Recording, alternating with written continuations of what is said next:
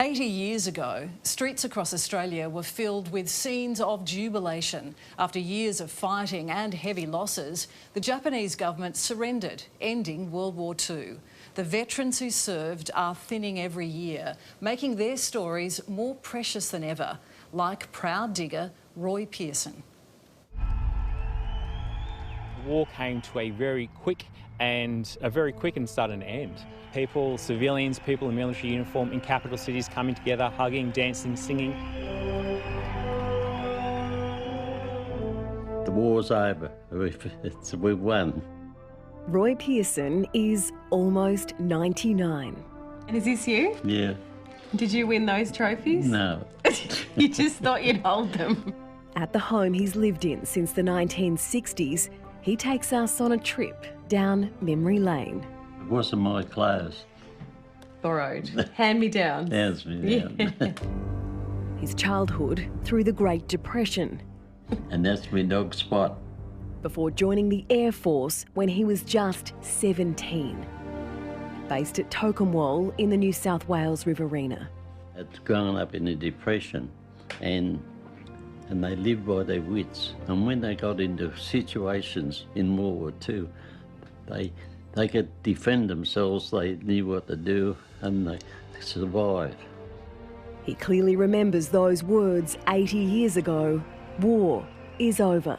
The commanding officer came out and said, the war's over, we've won. And up went all their hats and caps, and they all screamed out and run everywhere.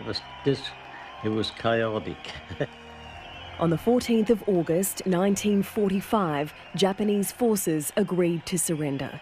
Across the USA, millions took to the streets. Here, New York's Times Square, packed for a party. And our then Prime Minister Ben Chifley shared the news with the nation. Fellow citizens, the war is over. The Japanese government has accepted the terms of surrender. Declaring the 15th of August VP Day. Front pages spread the word, and there were wild celebrations across our country. Dancing Man skipped down Sydney's George Street and thousands joined him. Arm in arm, cheek to cheek, so much joy, it even started the baby boom. It was a huge relief and a massive amount of just, thank goodness that is over. The formal surrender happened on board USS Missouri weeks later. While it brought relief, it also brought about a time of great uncertainty. Australian War Memorial historian Dr. Carl James. It was a day of mixed emotions because while you have some people celebrating the end of the war and thinking, yes, we survived, there's also a large number of people thinking, well, what next?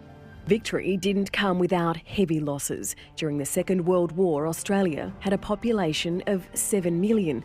1 million Australian men and women served in uniform.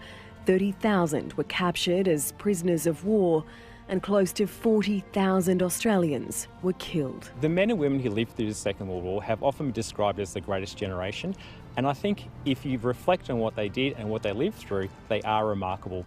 I've worked at the Australian War Memorial as a historian for nearly 20 years, and I still get a buzz when I meet a Second World War veteran.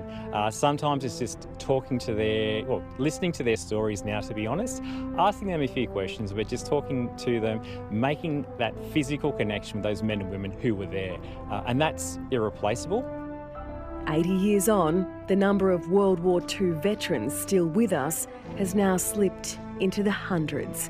We see this precious and thinning link to history every year on Anzac Day. Roy marches for his mates who never got to be old men. You got to take your hat off to, I always think of all the wonderful people that died. Not that I want to be praised or anything like that. There's nothing to do with that. It's to show that people really care about other people. And that's the most important thing.